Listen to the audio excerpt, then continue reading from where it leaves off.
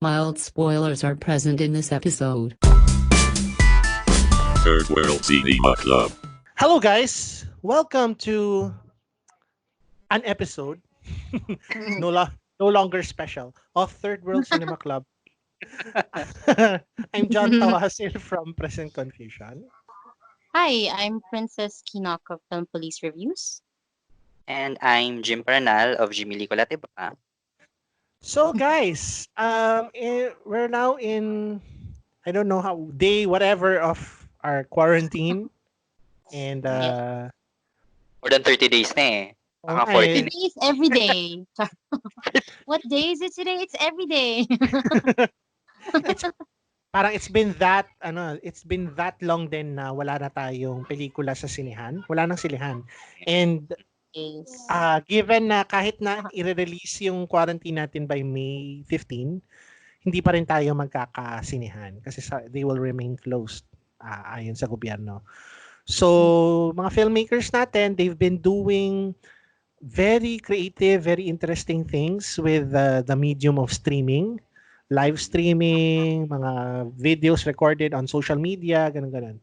So we're here to talk about two of those events. The first one is an initiative of Lockdown Cinema Club. It was called Gabi ng Himala.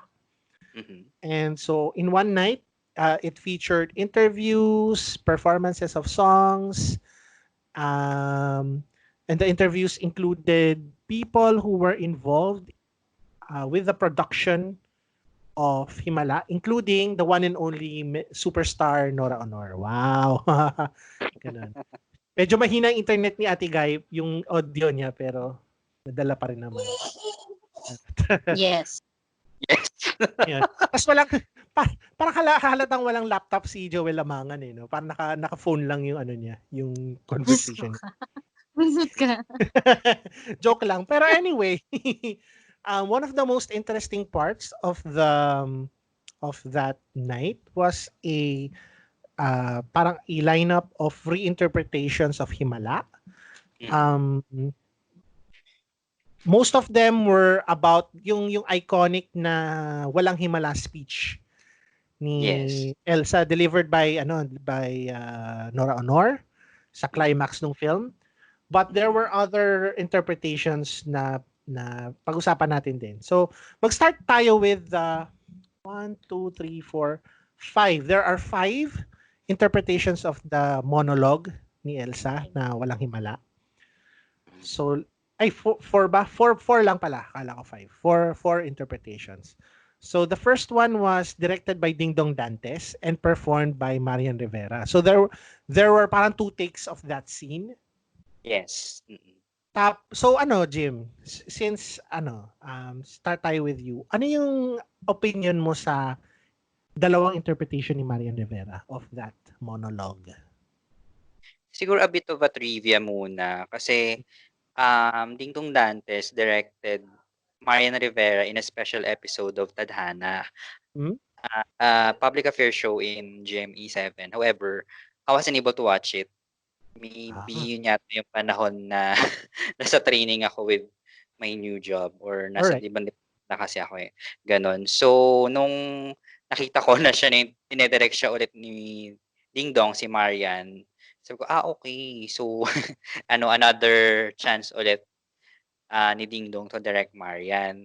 And then, kasi di ba yung first take na or first approach na ginawa ni Ding Dong was the original or yung talagang eksena na Himala, yung umamin siya sa harapan ng maraming tao. And then the second take is the modern, yung sa healthcare worker. Parang healthcare worker or frontliner si Marian, tapos parang may message siya to yung mga taong inaano niya. Tama ba? Mga taong Tama. serve niya. So, ang una kong masasabi was that ang tagal kong hindi ulit nakita si Marian. Umarte. Ganon. Kasi yung last niya ata na talagang siya yung lead ay yung sa, if I recall correctly, yung Supermom pa. So, that's Oo. 2017, years ago pa. Tapos yung with Tadhana, that's a special. So, isang beses lang. Hindi ko pa napanood, ganun. So, nung ano kasi, nung time na pinanood ko yun, may nabasa kong comment from isang film critic, ganun. So, Ha? kilalang critic yun. So, I agree with him kasi parang ang dating daw, ano na lang to ha, hindi ito yung exact pero quote and unquote, yung dating sa kanya ay parang audition Audition. piece yung ginawa ni Marian Rivera. So Mm. ako for me, I agree with him on that part. Pero ang kinonsider ko was that ang tagal kong hindi nakita si Marian umarte. Tapos Mhm. yung atake niya pa, as in drama. Drama Ganun. talaga pang drama-rama sa hapon. Oo, drama talaga siya. Gano'n. Kasi si Marian nakita ko siya, napanood ko siya with yung mga starting niya na roles yung diyan muna siya nakilala yung mother siya, ganyan, asawa Yeah. siya. Like in TV shows na Muli, Pinakamamahal, yung Kung Mamahalin Mo Lang Ako before, until dumating siya sa Marimar, ganyan. So, yun kasi yung peak talaga niya yung Marimar doon. Yun yung star-making role niya, gano'n. Mhm. Tapos, ang maganda naman doon kasi doon sa kanilang dalawa ni Dingdong, makikita mo yung tawag dito, yung collaboration nila as mag-asawa. Maganda yung ano nila, yung siguro dahil nga mag-asawa na sila, yung relationship nila as a director and an actress, mas nakatulong to deliver yung performance niya Yeah, na mas maganda. maano there's a kasi intimate yung director tsaka yung actor, may relationship talaga yung dalawa. Hindi lang sila nagkakapaan talagang alam nila kung ano yung gustong i-ano nung isa Alam nila kung ano yung gustong ipalabas dun sa isa. No, Jimmy. Totoo yun. Ikaw, what can you Ah. say about the performance of Marian Rivera? May parang I guess I'm gonna comment. So, nadala mo naman yung performance mismo ni Marian. Talagang yung atake niya sa drama. Actually, kung tingnan mo lahat ng female performance dito, si Marian, si Yamina, si Nadine, talagang drama yung atake nila Yung pinakaiba lang dito yung basta mamaya pag-usapan natin. Sige. In terms of form, dun sa yung kay Marian, yung first take niya is similar dun sa yung original shot ni ni Nora, which is slightly from below. So parang tinitingnan mo siya from the mountain top. So ina-address niya yung mga tao or hilltop pala. So yun yung dating. Tsaka talagang medyo may hysteria May hysteria yung dating nung performance niya. Doon sa pangalawang treatment, yung shot niya is parang behind a computer screen. So, parang may kausap siya na live stream. Alam mo yun? Parang tapos hindi kasing hysterical yung delivery niya. Mas subdued ng konti. Mas may hinagpis kang may frustration, may hinagpis kang nararamdaman sa kanyang performance. Oo nga hindi ko rin nasabi kanina, yun din yung makikita mo dun sa angle ng camera dun sa first take, 'di ba? Ano siya kumbaga, although parang the same shot with Nora, pero kasi dito ano siya parang ang dating ay tama ba ako worm's eye view, yung parang pataas yung ng camera with Marian. Samantalang dun sa sa second part or the second attack, may screen screen siya dun siya sa may parang behind niya ng computer screen yung if you look at the lower left parang part ng frame dun sa second performance ni Marian, makikita mo yung parang fuzzy outline ng computer.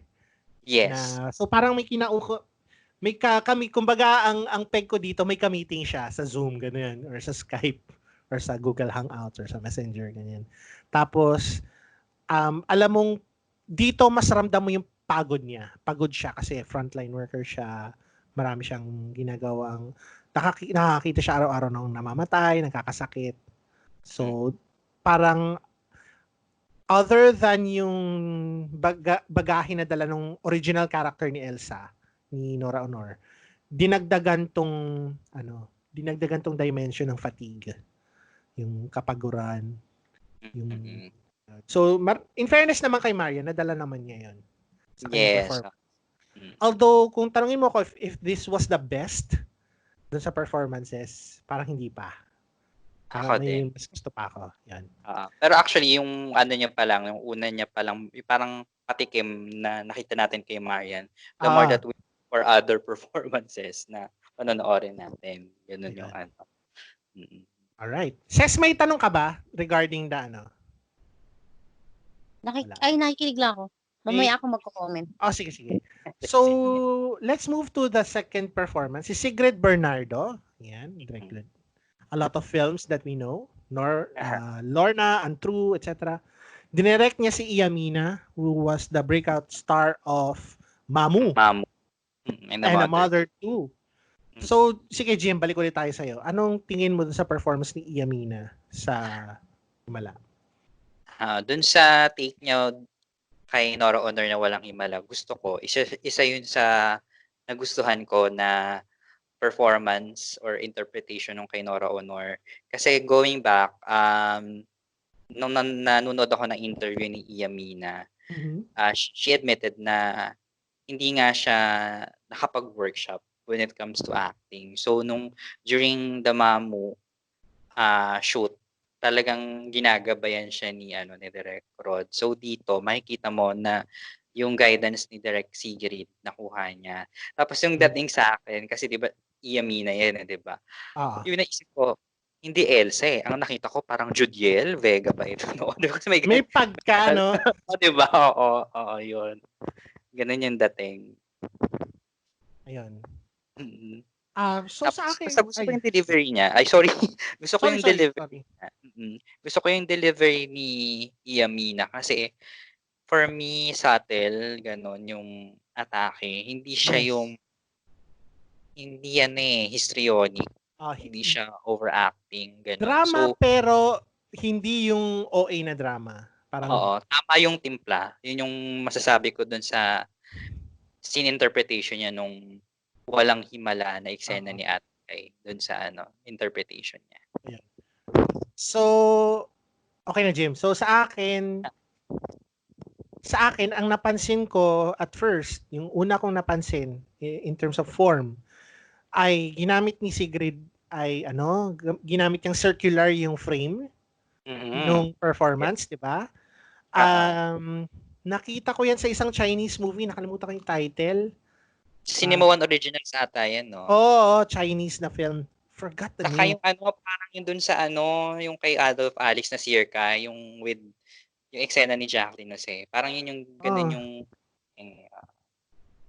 So, it serves a lot of purposes in this case Yung circular frame, it focuses your attention sa mukha ni Iyamina. So siya lang yung nakikita mo sa screen, and it cuts to the people, di ba? It cuts to the people na parang para mas focused ka din sa reactions nila, di ba? At the same time, yung pagkaliit, kasi ang liit ng frame kasi yung mukha lang talaga niya nakikita Yes. Pwedeng ma-communicate doon yung ma-communicate doon yung pagka-trapped nung character sa kasinungalingan. Kasi di ba nagtatago ng sikreto si Elsa sa scene na to. So nilalabas niya lahat. So yun, parang ito, nakatutok siyang ganyan. Nakatutok siyang ganyan. Ayun, I Am Not Madame Bovary. Yun yung title ng film. Anyway, so nakatutok sa kanya, so you're concentrated on her emotions, and yun mismong mise en scène ay inaano ka na mafe-feel mo yung pagka-trap ng character sa sitwasyon na yan, na wala siyang choice kundi sabihin ang katotohanan. In terms of her performance, tama, agree ako sa'yo, Jim, na medyo mas subtle ng konti.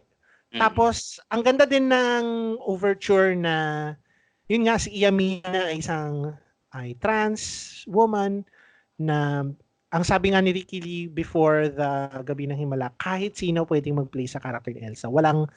Parang universal na siya, na yung feelings na nilalabas ng character is not limited to gender or age or whatever. So, ayun eh. Ang ganda ng yung nung message na yun. Yan. Ayun, yun lang naisip ko doon. Move tayo sa sorry. Meron akong question. comment dun sa kay Ian na performance. Sure. Parang kasi na-mention mo nga yung para siyang I am not Madame Bovary yung style na ginamit ni Sigrid. Parang natutuwa ako kay Sigrid kasi usually yung mga filmmakers dito, siguro kung ako lang gagawa, more rooted on European cinema na parang same narrative, same ganito ganyan. Or basta alam mo yun, may flow na sinusundan na parang katulad ng sa European cinema. Tapos natutuwa ako sa kanya kasi pansinin niyo lahat ng films niya, siya, parang deeply rooted in Asian cinema yung dating. Like actually, well, Japanese. kita yung Guerrilla is sa kanila ba yung Guerrilla is not a poet? Hindi sa kanya. No, kay Ay, sorry. Sari Dalena pala. Pero may isa pa siyang film bago yung Anita na parang about sa rebels eh. So siguro yun yung parang Pinoy style mo sa kanya. Tas yun nga, si Anita ni Chacha parang, para sa akin ang dating is parang silent yung style or yung flavor. Although, pwede mong masabi yung yung untrue. Kasi it's set in parang Georgia, which is Soviet, parang post, anong tawag doon? Post USSR na country. Na country. Former Soviet socialist country. So, I guess, yun yung after delving into her Asian influences, dito naman tumalon siya into to parang European sensibilities. Kasi mafe-feel mo yun sa pelikula na ginawa niya huli. I think. Pero yung diba dun sa Untrue, parang yung after nung Georgian encounter nila or parang Georgian feel na may Georgian chance, naging Japanese siya ulit. May pagkano, may ganun din naman kasing conventions sa certain types of Asian cinema eh. Pwede mo rin siyang interpret as, kasi hindi natin napag-usapan yung untrue, no? Para natin, ayan, invite natin next time si Direk. Ayan. Yun. So yung Yamina, nakita ko yun eh, pero hindi ko natapos. Ayun. Maganda siya kasi totoo, I agree na parang ang ganda na nakafocus lang sa kanya. So yung sa Yamina na portion naman, parang ang dating sa akin is parang may pagka-Chinese yung niya. Okay. Interesting. Pag nagmo-monologue yung mga characters sa Chinese na film. Diba? Yung parang saturated yung kulay, pero yun lang naman. Ayan. Yun eh. May bago ko may comment lang ako doon sa sinabi mo kanina. Oo nga eh. May Asian influence nga. And doon sa untrue na parang pinanghahalo niya yung different niya, parang yung different sensibilities into a film. Yung pagka-Japanese, yung pagka-Pilipino ng yung mystery sa ilalim, tapos yung para siyang stranger in a strange land. Yung kanyang pagka-Pilipino, pagka-Asian na transplant into a European setting. So yung parang premise mismo, reflection ng kanyang desire to meld the two sensibilities together. Siguro. Pero of course, pwedeng mali naman ako, parang interpretation lang naman natin to. So anyway. Ayun, punta tayo sa third performance. Yan, favorite mong director says. Yan, si Dan Villegas. Yan. I-direct niya si ito yung si Echo. Ito yung si Jericho Rosales. Ako, personally, paborito ko to. Pero gusto ko malaman yung reaction mo. Jim, anong tingin mo dito kay Jericho, yung performance niya? So, a bit of trivia din. Kasi dun sa trip to Quiapo ni Ricky Lee, he shared na before maging si Elsa, dun sa script ng Himala, Ernesto muna. So, lalaki talaga yung bida, hindi babae. So, nung pinapanood ko si Jericho Rosales, ito na yung embodiment na lalaki yung ano, yung bida na hindi si Elsa. Kumbaga ang nakikita ko, Ernesto, gano'n. So ang kakaiba lang yung take ni Jericho kasi parang ano kasi siya 'di ba, ang linya nung Walang Himala, ano na siya, iconic line and most of the time 'pag pina-parody siya, mga gay, 'di ba? Mga, homosexuals yung ano nito, nagkakaroon ng take. So nung nakita ko yung or napanood ko yung kay Jericho, sabi ko, "Wow, refreshing na makapanood na lalaki yung ano nga, yung tawag dito, yung nag-deliver ng Walang Himala." Saka ano ba, ang magaling sa Jericho, magaling yung ano niya, delivery niya nung iconic line na yun. Kasi nung una parang hesitant ako or makakaya ba ni Jericho? Ganun na yung nasa isip ko, eh. Pero nung ewan ko, sorry, pero alam ko magaling na actor si Jericho. Kaya nga nung ano na, nung nagtuloy-tuloy na, sabi ko, magaling si ano, si Jericho. Kahit na ganun yung delivery, nadala niya yung ano, yung Walang Himala scene ni Nora Honor. Ayan. Oo nga naman.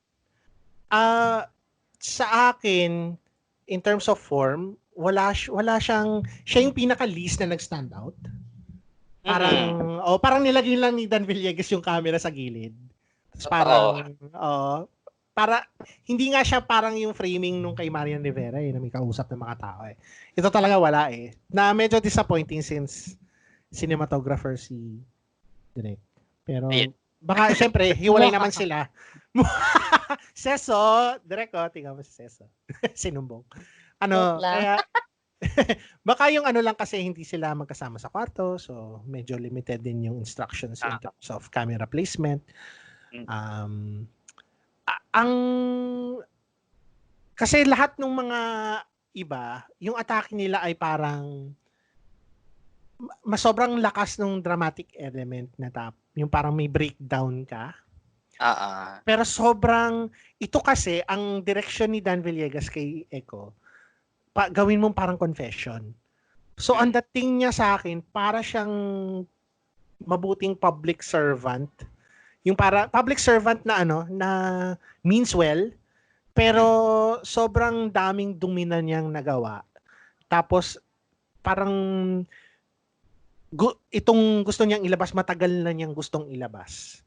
Tapos hindi niya alam kung paano mag-deal with that emotion. Napaka-complex nung pagkabasa ko sa performance niya eh. Yes. Na hindi lang siya parang inilalabas ko to, parang alam mo yun, parang in a way ayaw niyang sabihin, pero kailangan niyang sabihin. Mararamdaman mo yung parang sinosuppress niya yung emotion niya. Oo, nagpipigil siya eh. Nagpipigil siya eh. Yun yung makikita mo. Saka, speaking of nabanggit mo na nga yung technical aspect nung ano na yun, nung scene interpretation na yun. Kumbaga kahit ganun yung flow nung technical aspect, bawing-bawi talaga siya dun sa pinakitang performance dun sa scene interpretation ni Jericho Rosales. Kumbaga mas nag-stand out yung actor dun sa scene interpretation. Parang hindi mo na mapapansin yung framing o yung form kasi doon ka nakafocus sa actor, which exactly, mas magaling na nagawa ni Jericho Rosales. Which is in its own way a good thing kasi hindi mo na napapansin yung ibang technical aspects. You're focused on the performance, which is good. Yung kung ako, melding of both form and yung acting, yung kay Sigrid Bernardo siguro okay yun. Kasi ang ganda ng pagka. That's my favorite. Pero yun, iba talaga eh. Kasi ito yung makukuha mo pag may diversity ka of yung pwedeng pumasok na roles eh. Na iba-ibang tao, iba-iba yung basa nila sa scenario na sinulat mo.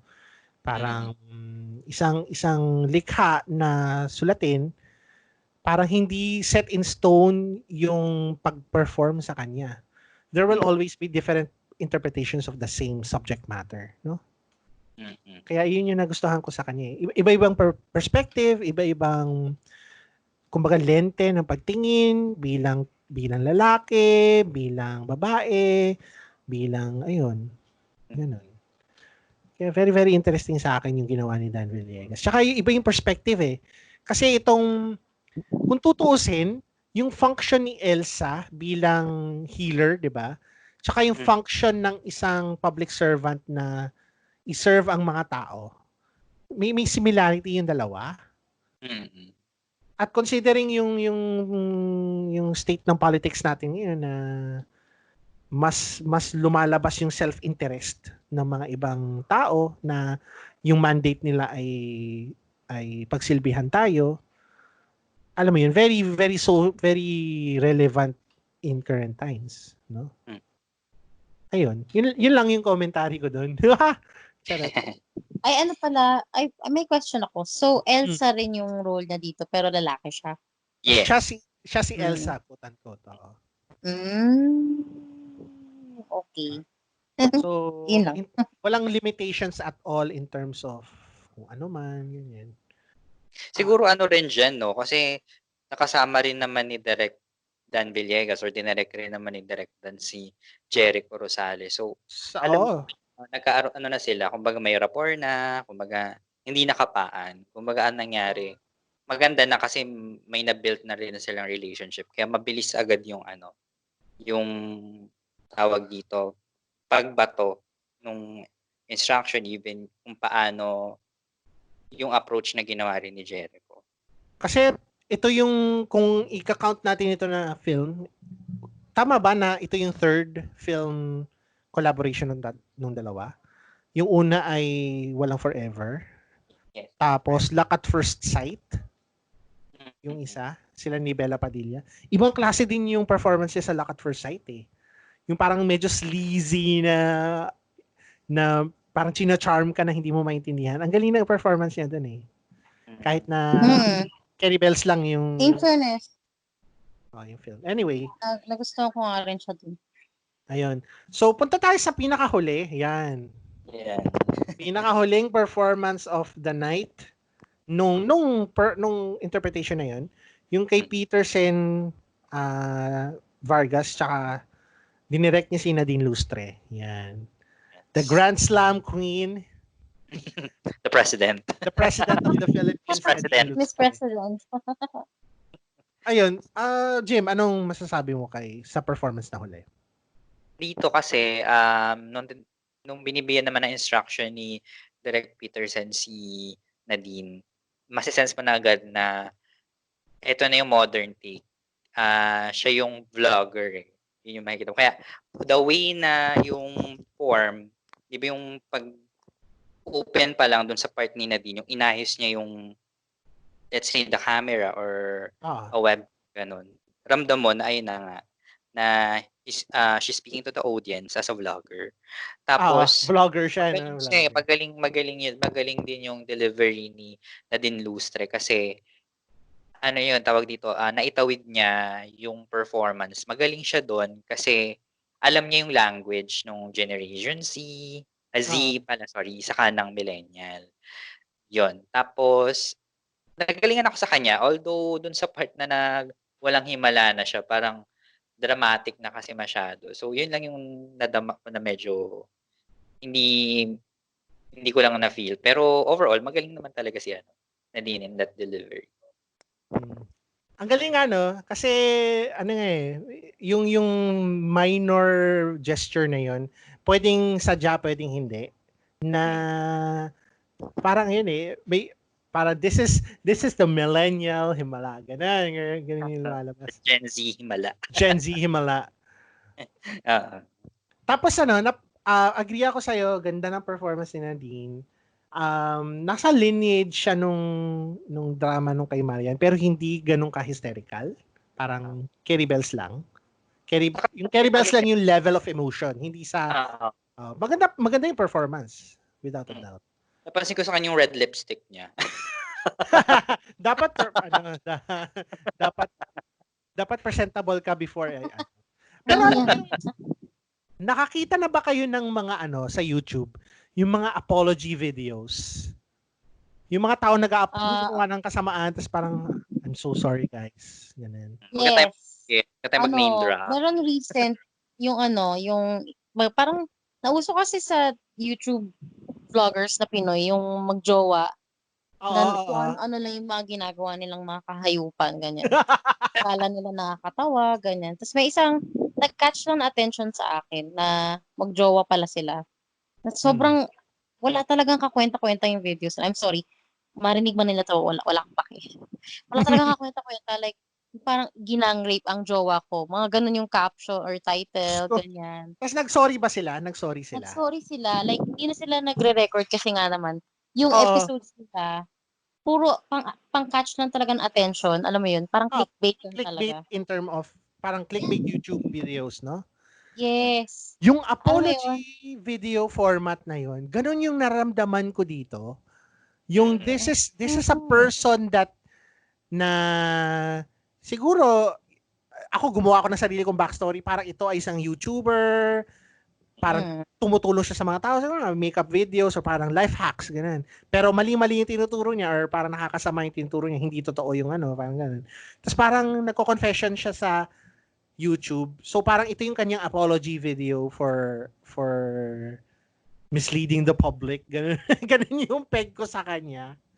Alam mo yun? Meron siguro dyan sa pag nakakita kayo ng mga popular na YouTubers na nag-apologize yan, may parang format yan eh. May format yan ng apology. Na parang hindi sila napansin ko din yung Jim, yung naka-lipstick siya. Parang naka-makeup sila pero hindi makeup. Yung parang pinapalahalata mong hindi ka masyado naka-makeup. Pero kasi iba yung dating sa akin kay Nadine. Kasi parang yung ano niya, parang siguro makeup vlogger siya. Meron pang akong nakikita na parang lagpas ata yung lipstick niya na sinadya or Pwede, no? Pwede. ganun. Or pwede kong isipin na battered ba siya? Kasi parang may dating bugbog yung ano dating parang iba yung makeup eh. So sabi, ang dami mo ma-interpret dun sa dun sa kung paano siya dinala ni Nadine. Kumbaga paano niya ginampanan yung ganung scene interpretation or performance. Feeling ko Pero meron siyang Jim, may internal parang direction siya sa sarili niya, no? In fairness. Pero ano yung sabi mo ulit, Jim? Sorry, before kita na. Pero okay naman para sa iyo. Magaling naman. Magaling si Nadine. Overall magaling siya. Dun sa dun sa delivery niya talaga ng Ayan, agree naman ako, ayan. So, yun, yun yung 4 na performances ng Walang Himala monologue. May iba pa, may tanong ka ba sa aming dalawa kung about it? Bago tayo mag-move on to the next. To the other performances. So, out of the 4 personal favorites, alin yung pinaka-personal na favorite ninyong dalawa? Ako yung kay Echo. Jim, ikaw? So, yung kay Iyamina. Yan ang favorite ko. Kay Iyamina, siguro close second sa akin. Kay Nadine third, tapos yung kay Marian yung huli. Pero, I mean, lahat naman. Nung napanood nyo yung actual na Himala, alin dun sa performances yung nagka-come close sa performance ni Nora? Yung interpretation, kumbaga. Yung pinaka-close... Nora and Ishmael, yes. Ikaw, Jim? Yung kay Marian ba? Pwede? Ako, I'll be honest with you guys. When it comes to yung na yun it's very true that Himala is untouchable. Is an untouchable movie. Hindi mo na siya kayang hindi na siya ma-remake na the same effect nung ginawa ni Direk Ishmael. Ang hirap, hindi mo magagawa yun eh. Hindi na siya yung magagawa. At kung may magre-remake man, wala na siguro makakapantay. Wala pa makakalagpas. So, yung ginawang interpretation nitong mga actors na to, I believe na it's only a tribute. Talagang tribute lang talaga siya. Hindi siya yung no one can match that kind of performance ni Nora Aunor. Guys, hindi ako Noranya. You know me, di ba? You know my favorite actress is Maricel. Pero I admire Nora Aunor's body of works, no. So napanood ko kasi yung mga ibang films niya. So with Himala, nagsa-stand out siya kasi yun yung movie na nag-prove na talagang superstar siya.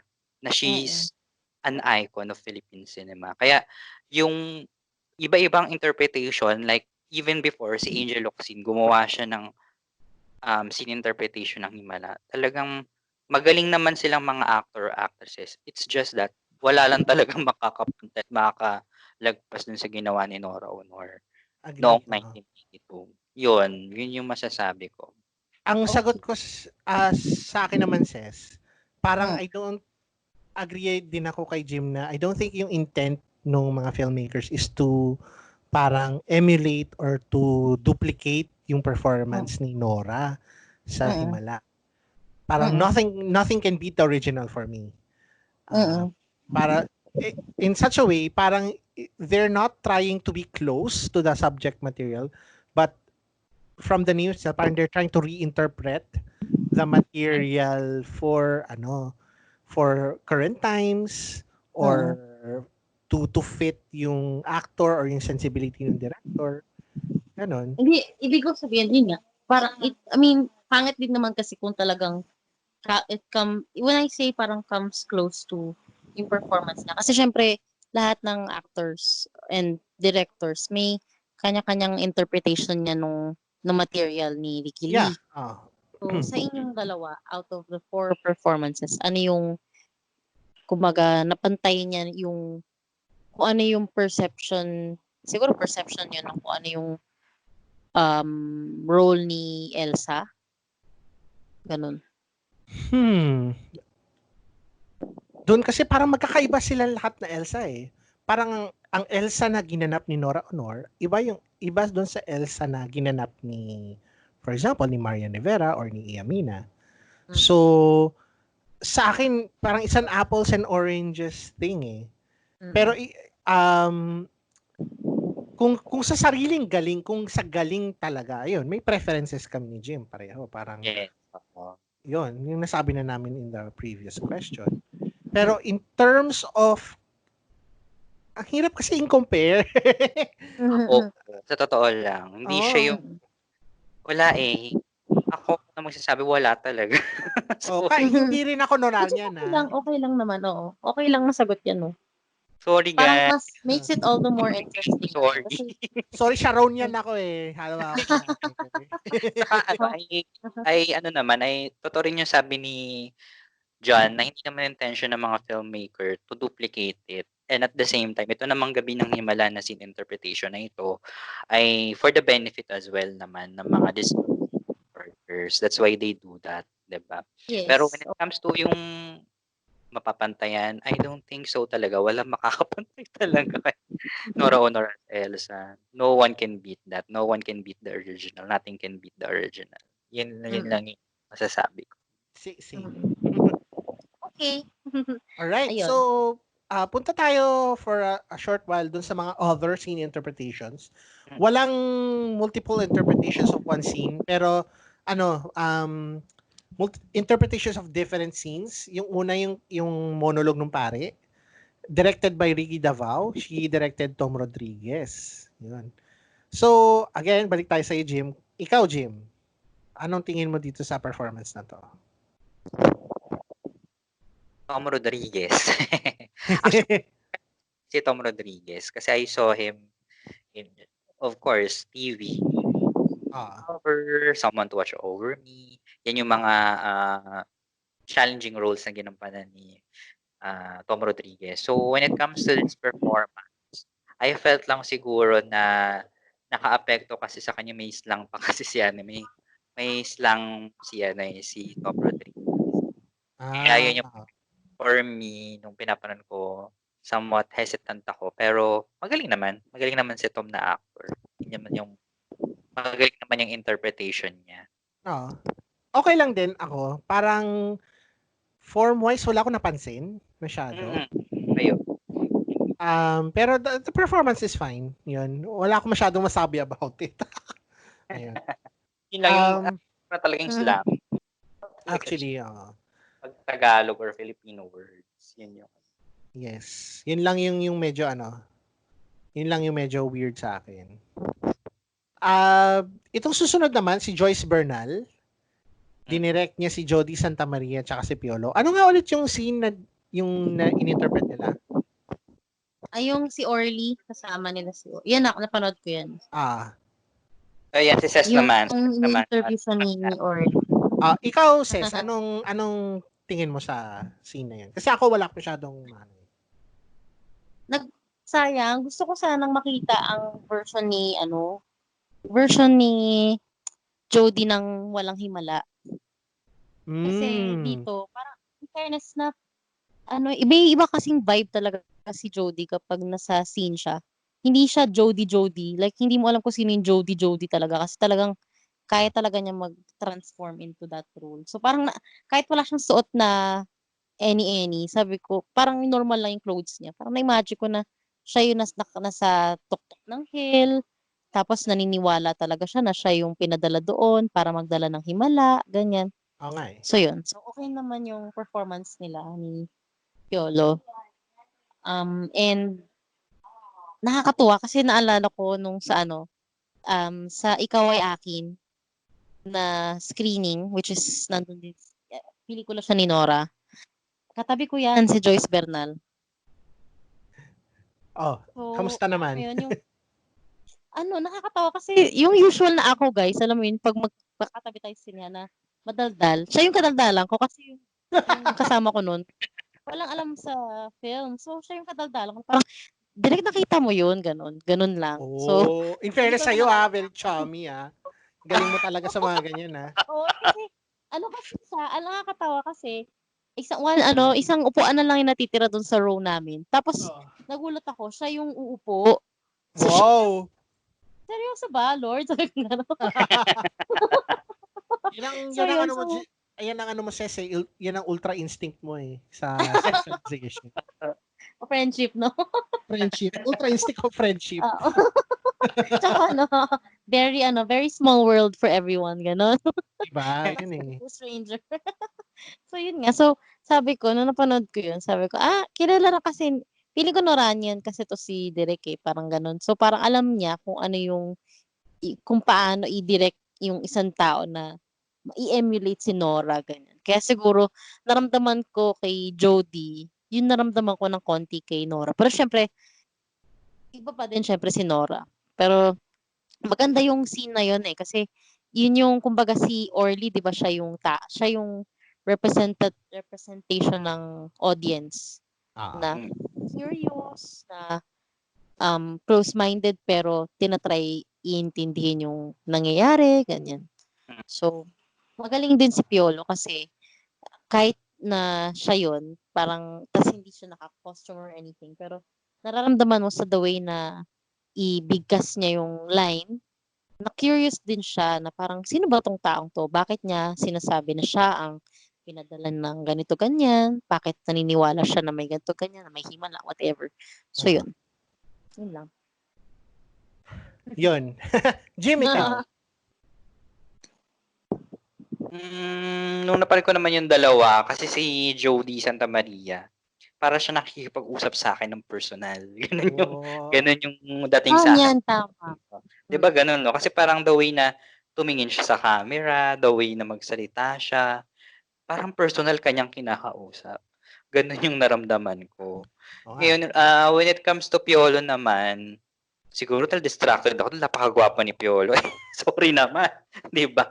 Parang totoo naman. Sorry kasi Piolo, pero talagang mas nade-distract lang talaga ako dahil ang gwapo ni Piolo. Parang gwapo niyang Orly. So parang magaling si Piolo. Nakaka-distract lang talaga yung kagwapuhan while watching yung niya, scene interpretation niya as Orly. Interesting. Oo. Parang mahirap siyang i-imagine as Orly, no? Pero parang yung dating tuloy ng Orly niya is siya yung very, inquisitive playboy na reporter as opposed dun sa Orly na makamasa, na hindi naman siya, yung talagang fly on the wall na Orly, hindi niya na-achieve. Mas na-achieve niya yung Orly na curious. Parang gano'n, no? Pero siya yung Orly na middle class. Oo, yun. Ganun yung dating. Kasi, Oo, yun ganun. man yun kasi, di ba yung datingan niya talaga makikita with the get up, with the tindig, journalist, ano siya nag-document siya journalist, ganun. So, makikita mo talaga sa kanya, nadadama mo talaga na, ay, hindi lang siya curious, talaga nag-investigate siya. Kahit na skeptic siya, he has to do the job. Ano. When it comes to Piolo, siguro talaga distracting talaga yung sword. Na-distract ako sa kagwapuhan niya. Pasensyahan niyo na po. Totoo naman. Ano pa niya, sa partida na sa lagay niya na yan, ano yan, kuya ng quarantine look niya, no? Wala naman siyang makeup artist no, sa bahay niya. Partida na yan. Anyway, dun tayo sa next. It's directed by Olivia Lamasan, and Maha Salvador plays Elsa, and Nimia is played by Angelica Panganiban. Tapos para split screen, tapos they're facing each other. So they're facing each other, pero alam mo yun, magkahati yung screen sa kanila. Jim, could you provide context dun sa original Himala? Ano ba yung original scene na yan na nangyari? Na ini-interpret? Confrontation scene talaga siya. Yung kung ano man yung eksena na ginawa nila, yun. Yung sorry, go ahead. So si Nimia, siya ay isang, di ba, prostitute? If I'm not mistaken. Yes, isa siyang prostitute. Ang nangyari ito sa kanya, pumunta siya ng Maynila and then naging prostitute siya. And then pagbalik niya ng Kupang, nagtayo siya ng cabaret. Yun yung nangyari. And then si Nora Honor kasi si Elsa, gusto niyang tawag dito, ipasara yung cabaret. Actually, hindi naman siya yung may talagang gustuhan. Parang na-impluwensyahan lang siya ng isang, I forgot the name of, ng isang mayaman na doon, na parang naging pasyente niya. Ganon. Saka, parang kay official ata or something, if I recall correctly. Yun yung gusto talagang magtanggal nung cabaret ni Nimia. Yun. Kaso, yung tatay kasi ni Nimia, gusto talaga nung cabaret kasi business yun Diba, sa business. Ang nangyari kasi doon sa Himala, dahil nga kay Elsa, sumikat yung Barangay Kupang because of pagiging faith healer. So, nagkaroon na ng mga businesses on the sides after nung pagiging famous niya as a faith healer. Ayun. Interesting. Interesting kasi, kung hahanap ka na parang biblical allusions, parang, di ba parang huwad na propeta si Elsa, kumbaga, or something like that. So parang kung turingin mo siyang huwad na, kunyari, Birheng Maria, si Mary Magdalene, si Nimia, no? Parang ganung may connections na ganun no? Ako, in terms of their performance, sige Jim, in terms of their performances, anong masasabi mo? Siguro una muna yung na-observe ko, from the original kasi may color coding din naman sila dun sa mga damit, which was followed din naman nila Maha Salvador and ni Angelica Panganiban. So white, of course, si Elsa naman talaga naka-white dun sa sa Himala. Even naman si Nimia naka-black. Kasi yun yung nila, alam mo lang pag ganyan, may color. And sorry, ginaya din naman ng dalawa. Yun. When it comes to performances, dito kasi subdued si Maha Salvador. Ang nagustuhan ko si Angelica Panganiban as Nimia. Actually, kasi dinala niya sa ibang level si Nimia. Although magaling talaga yung gumanap din na Nimia dun sa original Himala. Pero dinala niya sa ibang level ni Angelica Panganiban si Nimia dito sa scene interpretation. Saka bumagi sa kanya. Bawi, no? Ako din, alam mo, naisip ko din yan of course, tiling kami form ng film na, yun, naka-split screen ka, na these are two people na magkahiwalay, pero magkatabi. Alam mo yun, yung irony nun. Tapos yun nga, may color coding din yung damit niya. So, may production design na pumasok. Ganun. sa scene na to. Tapos, yun nga galing ni Angelica Panganiban na I think, sa scene na ito, ay parang kasi confrontation, talagang ipapa-stand out mo yung ka-confront mo. Tama ba? Totoo. No? Saka dito kasi, doon sa original Himala, dito kasi hindi sila nabigyan ng background kasi syempre, particular scene lang yung in-interpret. Ang history kasi nun, magbabarkada yan si Elsa saka si Nimia. Kaya yung nangyari na na pagiging faith healer ni Elsa, yun kumbaga nagkaroon ng barrier sa kanila. Nagkaroon ng hidwaan.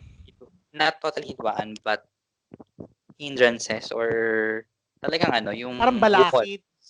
Walls dun sa relationship nila na parang etong si Nimia kasi gusto niyang i-reach out si Elsa pero mahirap na siyang abutin. Ganon yung nangyari. Ang galing no, tapos parang na-translate nila yon sa kasi quarantine din, yung nature nung pagkagawa niya na-translate doon sa doon sa pagka-frame ni Olivia Lamasan. Malala. Kasi ang hirap na confrontation na hindi sila talaga yung hindi sila nakikita oo. Screen talaga yung maiisip mo na best way. Sobrang hirap mag-act to a blank void. Ang hirap nun. Ang hirap-hirap nun. Para kang, kaya idol ko yung mga nag-a-act sa green screen kasi wala naman silang kaartihan Talagang dinadala lahat nila sa acting yan no? Oo. Yun lang.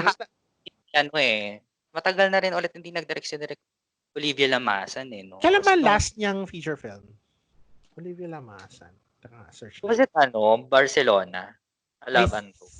I think so Oo, yung kanila Catherine yan saka kay Daniel no? Tama ba? Ito na naman, pasensya nakakalimot din minsan if I recall correct, yun nga Barcelona yung last niya. Yeah, Barcelona is Alaban Told. Meron siyang bago dapat na to be announced pero hindi pa tuloy. Yung Forever is Not Enough the movie. Oh, walang yan nakalagay sa Wikipedia, ewan ko totoo to. Pero yeah, Barcelona Love Untold starring Katniel. Ayan. So anyway, yun, no? Interesting Which brings us I guess to the last interpretation of that night. Yung Himala, isang dialektika ng ating panahon ni Love Diaz. Ayun. Napanood nyo na ba lahat yun? Aminado hindi ko na siya naabutan. Nagkaroon ako ng problema sa aking connection during the time na napanood ko. Ses, ikaw, napanood mo ba siya? Oo. Yun lang naman siya, diba? Pero hindi ko kasi narinig yung parang tula na sinasabi. Pinanood ko na siya very, very fast. Kasi hindi parang naman siya wala naman tula at the start. It's just may parang finlash lang na text explanatory text si Love Diaz. Sobrang interesting niya up until yung IG live ni Bea at saka ni John Lloyd. It's one of the best things na napanood ko sa quarantine. Nakakapanood ba kayo sa Facebook o sa YouTube? YouTube ulit no? Yung mga yung mga kids react to funny grandpa. Ganun. Blah, blah, react to funny videos. Yes. Di ba may mga ganun? Basically, yung pelikula ni Love Diaz ay isang ganun. Pero yung pinapanood nila ay Himala. Kasi it's just reaction shots of people na we're going to assume they're all quarantined. And yung speech ni Elsa ay pinapalabas ay parang pinapakita mo in the eyes of the audience or of us. Parang yung camera ay binabalik niya sa atin. Mula sa subject, yung subject ay tayo. So ito tayo sa panahon ng quarantine at ang mensahe ni Love Diaz, kahit na 1980s pa ang Himala, yung mga messages niya, yung social commentary niya still holds true today. Walang nagbago. Ganun pa rin ang lipunan natin. At siguro mas lalo pang ang ganun kasi maraming mga hindi totoo, mga kasinungalingan, nabubuhay tayo sa panahon ng kasinungalingan. 'Di ba? Nabubuhay tayo sa panahon na hindi na natin alam kung ano ang totoo at kung ano ang hindi. At ang kung pupunta ka sa essence ng pelikula doon sa sinabi ni Elsa, yung kanyang speech na yun doon sa end ay isang admission or admonition of truth. Parang ito ang katotohanan, walang himala. 'Di ba? Nagsasabi siya ng totoo, pero hindi siya pinaniwalaan ng tao, binaril siya, 'di ba? Parang hindi kami naniniwala, ganyan. Wala ang mga tao. Ganun pa rin tayo eh. Ang hirap malaman sa lipunan natin ngayon kung ano ba ang totoo at ano ang hindi. Dahil ang daming tao na nagkakalat ng mga bagay na talagang hindi totoo, pero hindi natin alam 'yun, di ba? Additionally, yan. Yung parang bumabalik siya sa themes ni Love na nakita ko sa pelikula niya kagaya ng Hele na sa Hiwag ng Hapis, sa tawag dito, yung musical niya, yung Panahon ng Halimaw, etc. Na kasi si Elsa ay parang ginawang savior, parang Mesiyas na, yun, huwad na Mesiyas. Pero kasi tayo sa atin, para sa ating lipunan yun, naghahanap pa rin tayo ng isang taong liligtas sa atin na hindi talaga dadating kasi walang ganung tao.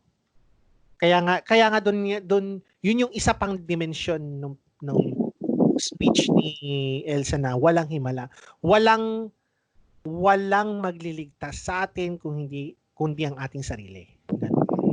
Na to be fair, yun ay matagal ng tema sa mga pelikula ni Love. So parang inulit lang niya dito sa pelikula niya ito. Wala lang. So yun lang. Tapos na ang speech ko. Thank you. A bit of a trivia din. If, kasi diba, culmination point kasi ng film yung pag-confess ni Elsa and at the same time, yung pagbaril sa kanya. Yes, oo. In the middle of confession. So, if you watch other films ni Ishmael Bernal, may mga shots na it's the same, na binaril din sa puso.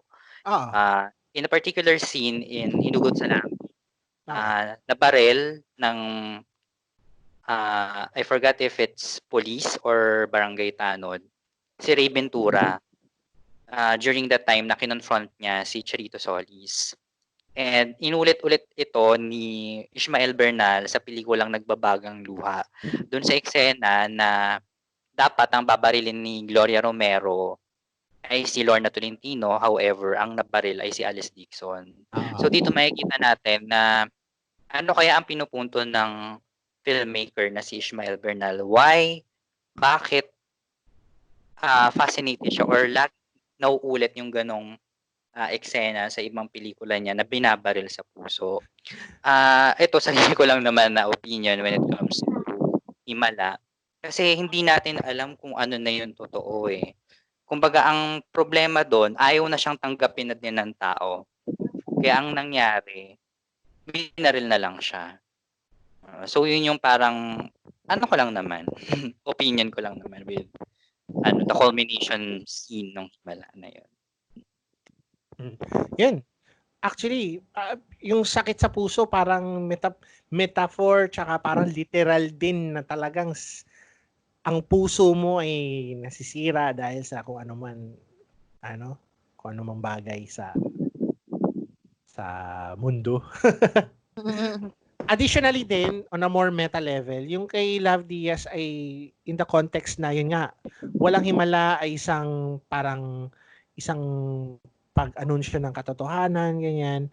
Ang pelikula mismo, ang panonood ng pelikula, pwede siyang maging medium kung saan malingap natin ang katotohanan. So, ang laking responsibilidad ng pelikula na na i-reflect yung kung ano ang totoo or magturo ng lang ng katotohanan at hindi magbigay ng ng mga bagay na false. Kagaya ng ibang pelikula diyan, kamandag ng droga. Bakit nagiging medyo dark yung yung boses mo?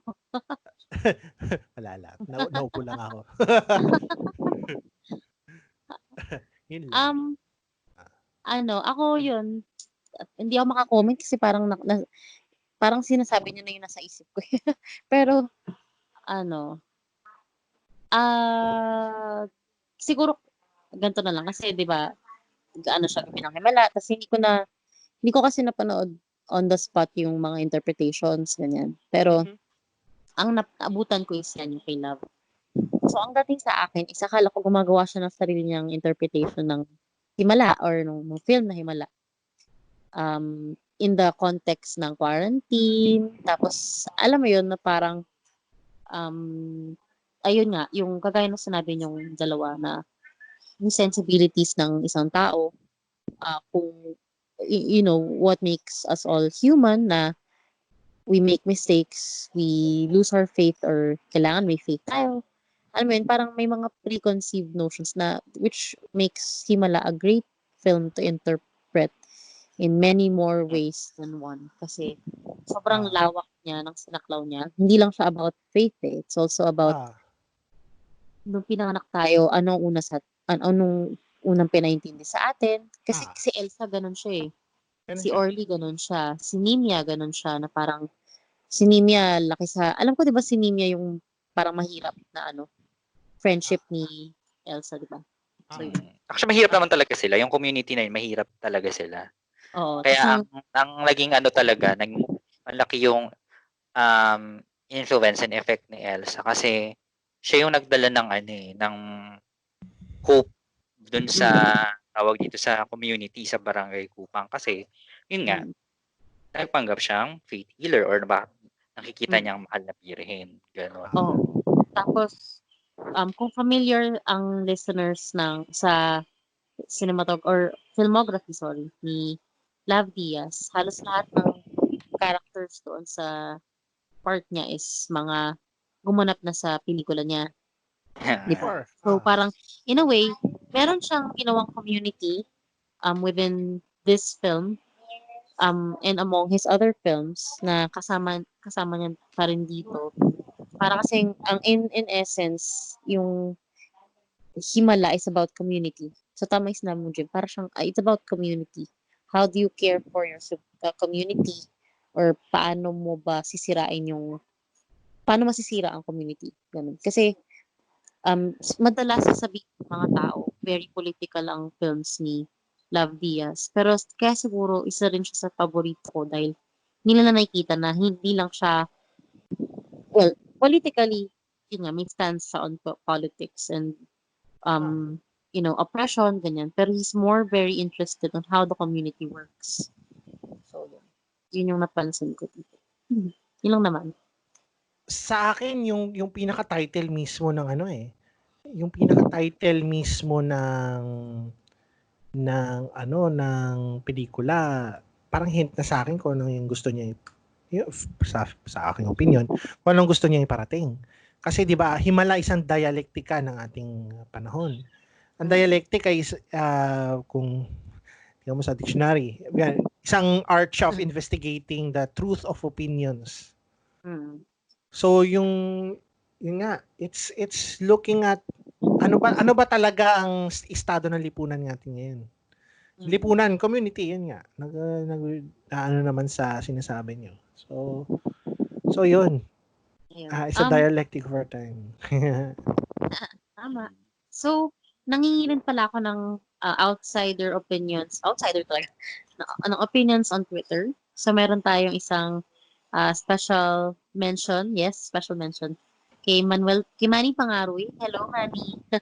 Papahinggan daw niya itong episode natin na to. So, kasi lagot tayo. Yes. Oh my gosh, Tito Ninong Manny, my gosh. Yeah. Ang alam ko, siya, Vilmanian siya, di ba? Vilmanian ba siya? Parang ganun. Basta, alam ko, Vilmanian si Nico Quijano. Kaya nagpapakita tayo ng mga name. Noranian ata to si Manny pala. Sorry, baliktad. So, sabi niya, at tinanong ko kasi kung mayroon silang, meron ba silang feedback about si Gabi ng Himala. So, sabi niya, wala naman. Wishful thinking lang talaga sa Love Nora collab. Tingin ko, nakatakdang Okay. mangyari pero wala pang pagkakataon. Siguro na pag-usapan na lang din natin yung mga performances daw. So, yun. And then, tinanong ko siya. So, sinabi ko yung segmentation ng ating episode today. So, tinanong ko sa kanya kung ano yung worth noting sa 4 na scene interpretations nila Marian, Iya, Mina, Jericho at Nadine. So, sabi niya, na-tweet ko na dati na I like Echo's gestures. Umiiling, tumitingin sa ibaba. Hindi perfect yung sa kanya, pero gusto ko yung inoptimize yung gestures. Yung aware siya sa mga pwedeng tools given the limitation. Interesting. Tama naman. Okay. Tapos, and then, may nag-reply pala. Sabi, ang galing mo talaga, Nadine. Congrats. Yes. Okay. From Nadine Superstar at PM_Slayer. Yes. Si Nadine And fans then- have arrived. Yes. And then, may nag-reply. Sandali. Okay. Okay. So, si Fangirl Laling, Kiss ang kanyang name sa Twitter. Kiss. So, yes. So, yes, an apology video, exactly how Direct Peterson reimagined that scene to be. Love Okay. the buildup of emotions, subtle yet powerful. Galing, yes. Thank you so much, Fangirl Laling. Ayun. Parang nasa radio. Ganun na tayo ngayon, Program guys. reviews po tayo. Dapat Aha. i-live stream natin to, guys eh. Kaya nga. Ito dapat yun ang Dapat live i-live stream, stream no? natin. Ito dapat yung live stream natin eh, guys. Oo, Pasensya na tama. kayo, guys.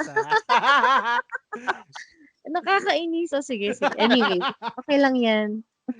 Anyway, sige, so yun na, Gabi ng Himala. It's a nice exercise. Sana for other films din. Kung Yes. magtagal pa yung ating quarantine. There are more opportunities. Kasi wala nang cinema as we know it won't be back for quite a bit. For a bit. As in, I don't expect it to reopen until siguro September or October. Pero, mauubusan tayo ng episodes, charot. Pero, yun nga, meron ba kayong wish list ng mga ganitong scene interpretations? yung mga interpretation ganyan. Yes. Well, mga obvious choices, yung Maynila sa Kuko ng Liwanag. Ano pa ba? Pwede kayo mag-audition, no? Sumali ako as wow. Joke lang. Mga vloggers ang kinuha nila, yes. Yes. Joke. Char lang. Tapos, ano ba mga iconic na Ikaw Ay Akin, pwede kaya yun? ako yung si Insyang. Gusto ko talaga. Insyang? Yan, Insyang. Oo. My gosh. Insyang is the best. Ako gusto ko sana, Oro Plata Mata. Kasi Ganda Oh ibang my gosh. Ano yung 50 screens? Perfect sa Zoom yun. Perfect sa Zoom yun. Ang daming pero syempre yung interpretation would have to be different. Kasi saka yung level niya sa cultural consciousness hindi kasing lutang kaysa para sa Himala. So I'm gonna be interested kung paano nila gagawin yun. They could try also yung mga recent films nagawa na nila before nagka-quarantine yung that thing called Tadhana. So, di ba? Oo. Pero ang daming pwedeng gawin diyan. Ang daming pwedeng gawin. It's a very interesting. Para siyang ginawa nila ang remix culture sa pelikula, which I really appreciate. Kasi when I look at cinema, it's this thing na parang very monolithic na hindi mo to pwedeng ibahin kasi kasi may issues ka about copyright, about piracy, about parang pagkopya ng pelikula. Pero there are some ways where cinema can be reinterpreted na maging maganda. Hindi lang sa interpretation, pwede na sa, yung ginagawa natin, mga video essays, pwedeng mga, kahit yung music video na parang itong dalawang, kunyari, may music video ang Kathniel, tapos parang may scene sila sa pelikula, tapos may parang very sad na song. Parang, it in itself is a type of remixing eh. Parang paghalo ng mga elemento ng napanood natin to create something new, something different. No? So, ewan ko, yun lang. Observation lang. Yeah. I guess kaya interesting din sana for me yung episode natin nung isang araw. Isang araw talaga. Kasi yun yung gusto ko sa... gusto ko kasi maintindihan parang what is experimental film, no? Kasi parang masaya siyang... for me kasi ang cinema is very explorative. Kasi dati nag-start lang yan sa moving images. Diba? Tapos sa stop motion, tapos nag-evolve siya into somewhat documentary, tapos basta, nag-evolve siya eh. So sa akin, very explorative ang cinema. Kasi isama na rin natin dyan ang mythos ng mga pirates na pinipirata yung mga films. I think magandang i-tackle is like yung katulad nung sa Binasaya na short film na kaya siya nagpa-pirate kasi yung it's a hindi siya commodity eh. Parang ganun. So, yun. Parang, I hope kahit natapos na yung quarantine, may mga ganito pa rin sila, no? Na parang mga scene interpretations. Kasi, katulad siguro ng mga episodes natin na parang we're trying to deviate from the written form. Although, nagre-written form pa rin tayo. Pero masaya kasi yung pag-usapan mo siya eh, no? Kasi it's an experience. It's also, like for me, ako parang kalahati ng buhay ko, naka-devote ako sa cinema kasi wala akong parents eh. Hindi ako lumaki ng may magulang. Kaya alam mo yun, parang ang absurd man pakinggan, pero dati iniisip ko, tatay ko si John Goodman, mga ganon.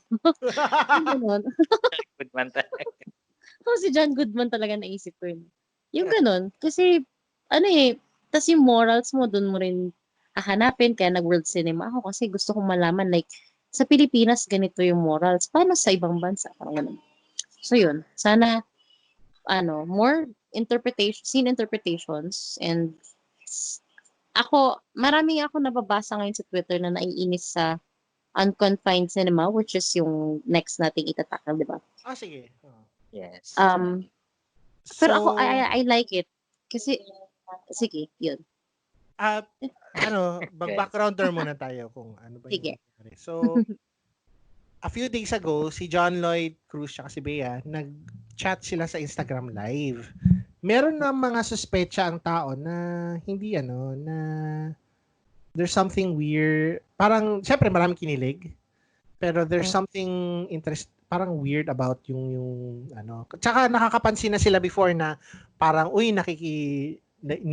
bakit mo nilike yung post ko dati pa sa Instagram? Alam nyo ba yun? Yung nilike niya yung post ni Bea na parang 3 years old niya yata or something. Yes. So, dun pa lang para may clues ka na eh. Tsaka nagsabi naman sila that we will fill this space with fictional stories, ganyan. So yun. Ang daming tao na parang, talagang ganito ba talaga nangyari? Tapos, kanina, it turns out na ito pala isang project nila Antonita Daone, produced by Erwin Lomulo, si Phil D, tsaka nakalimutan ko isa, si Dan Villegas ba, hindi ko alam. So parang ano talaga siya, isa siyang performance. Yes. Na, in my eyes, ang ganda ng pagkameta niya.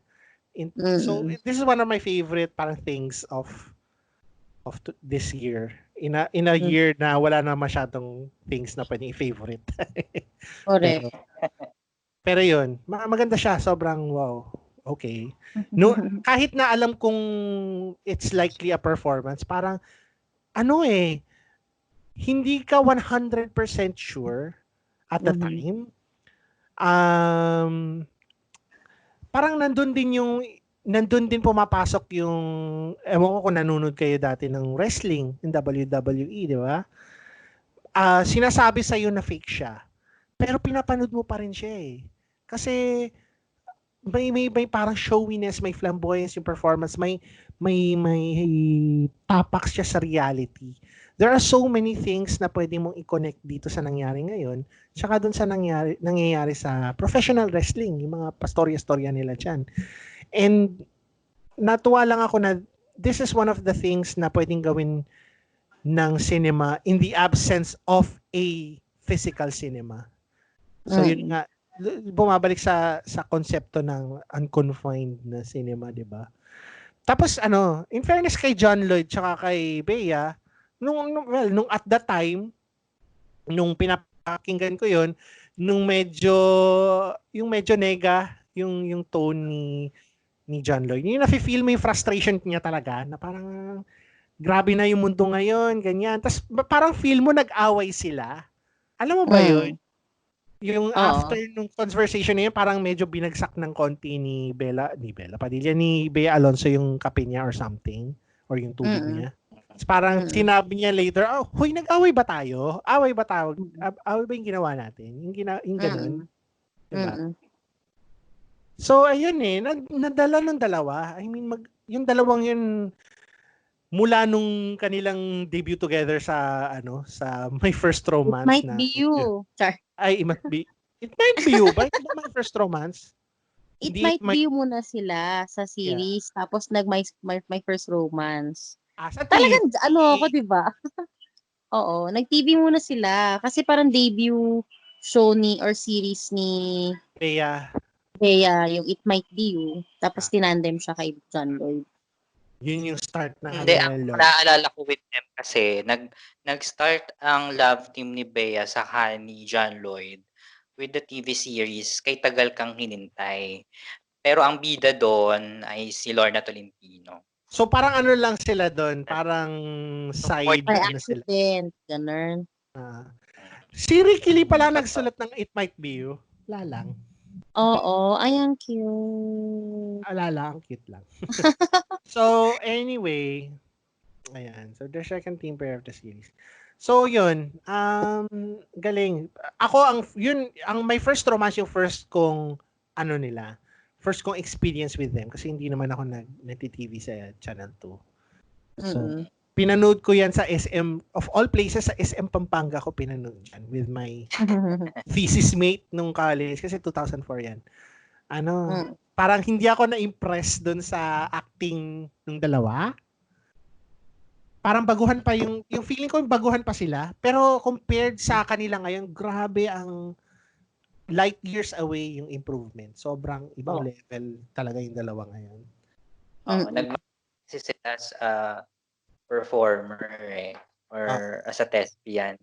Kasi nung ako naman naaalala kong una kong napanood na film sa kanila na love team sila, yung Close to You with Sam Milby na parang hindi ko naman napanood na pero pang ilan na ata I forgot kung pang ilan nila yun.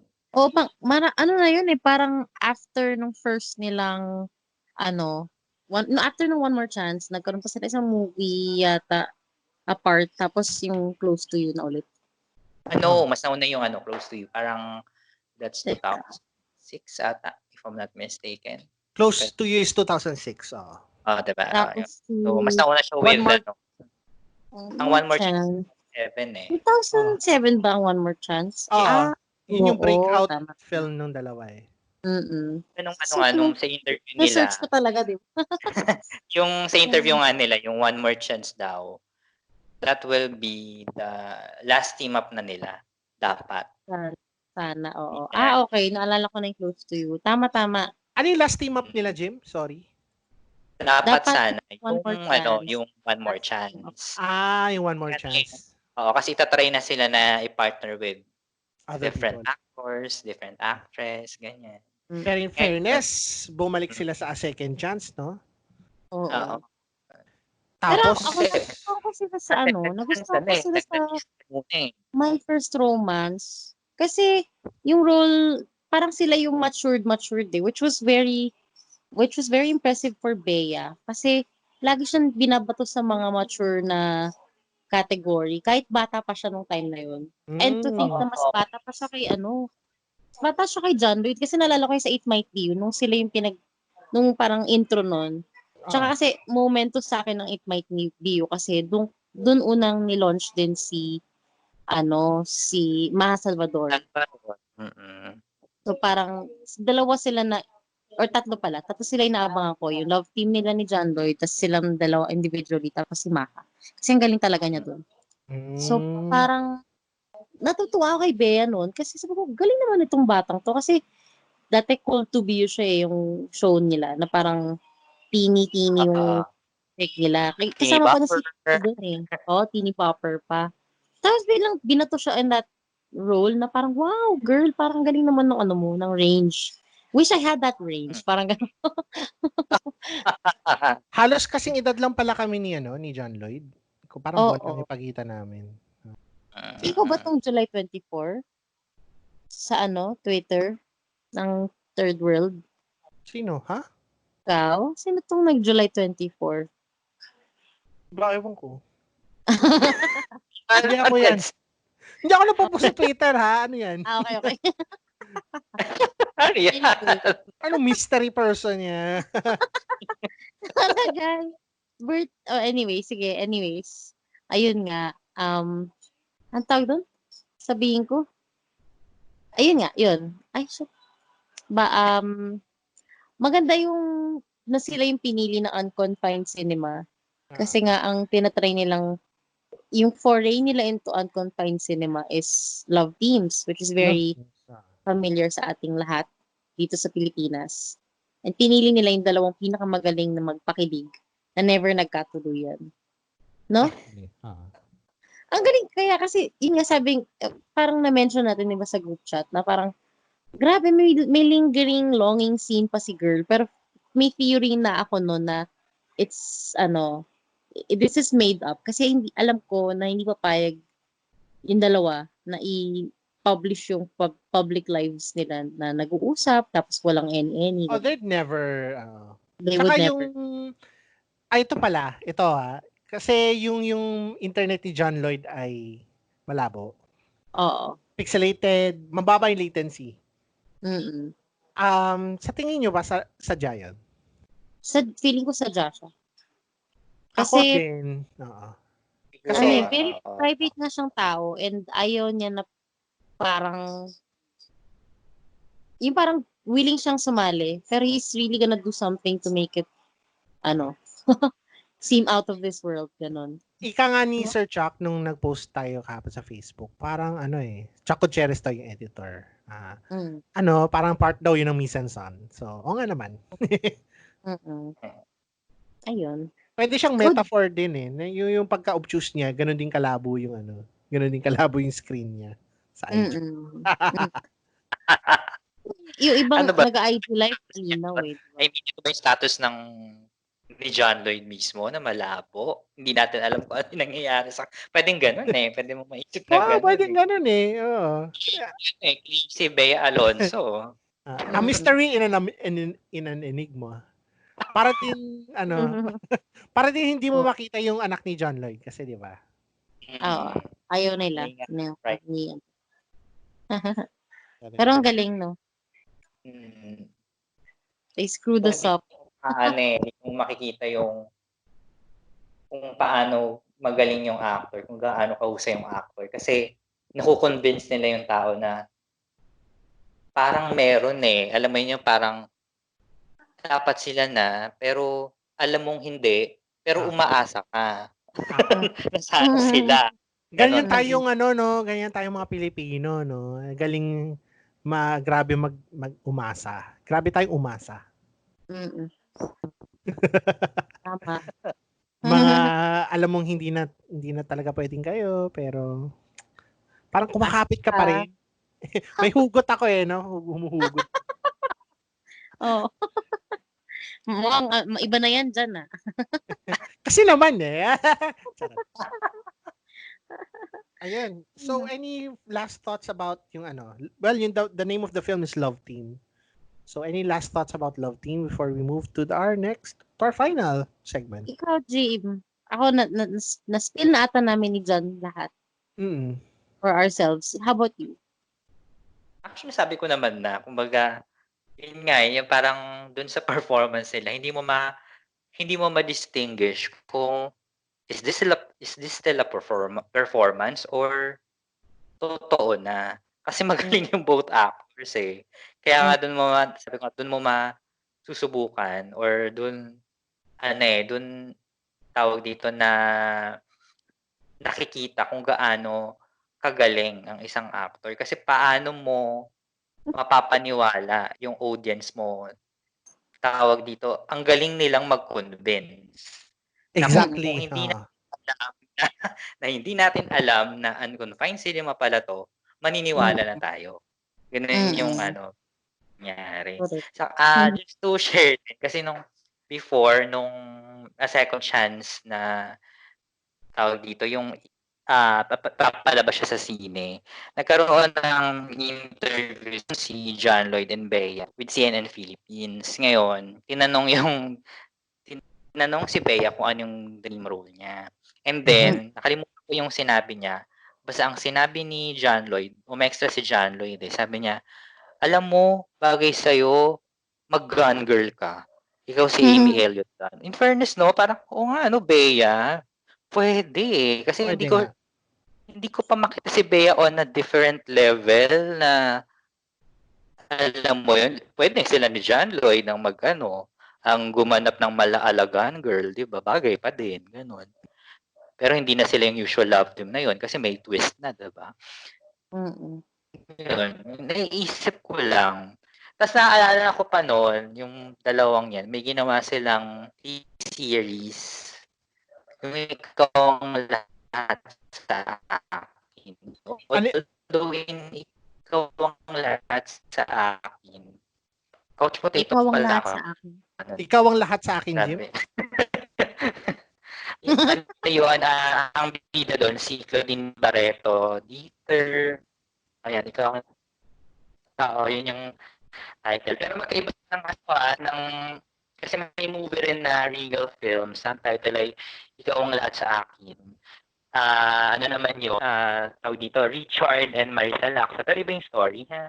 Ganun. So, itong sa TV series, drama talaga siya. Ang naaalala ko noon, nagagalingan ako kay Bea. Kasi yung gumanap na kapatid ni Claudine Barreto na ayaw niyang tanggapin. Nakapatid niya si Claudine.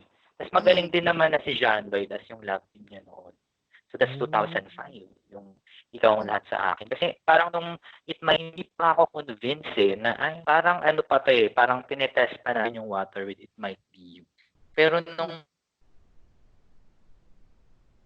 doon na, although supporting sila Ikaw ang lahat sa akin, doon ko napatanay na, okay, magaling na yung nila, yung chemistry nila as a love team na,